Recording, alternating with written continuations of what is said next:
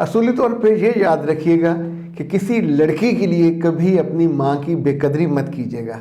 वो माँ जिसने आपको पैदा किया, परवान चढ़ाया, बड़ा किया, जब उसके लाड उठाने का वक्त था उसने आपके लाड उठाए, पर बुढ़ापे में उसका ख्याल रखने के लिए आप हैं, आपसे ज़्यादा किसी और पे वाजिब नहीं है। सो हर बेटे को चाहिए कि अपनी माँ को पूरी तरीके से उसकी बहू पे या अपनी बीवी पे मत छोड़े।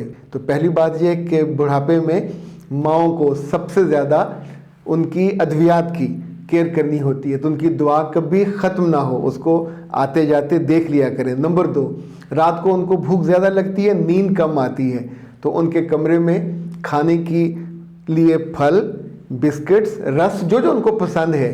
तीसरी बात, अपनी माँ के लिए अगर आप अटेंडेंट अफोर्ड कर सकते हो तो कोई एक माई ज़रूर रखें जो उनकी पिंडलियों की, उनकी कमर की और उनके इन शोल्डर्स की मालिश कर सकें। चौथी बात, कि उस छोटे बैग में चेहरे की क्रीम, आपके पाँव की क्रीम, आपके हाथों की क्रीम, हेयर रिमूविंग क्रीम, ये और जेल, ये ज़रूर होना चाहिए और ये कभी ख़त्म ना होने दें।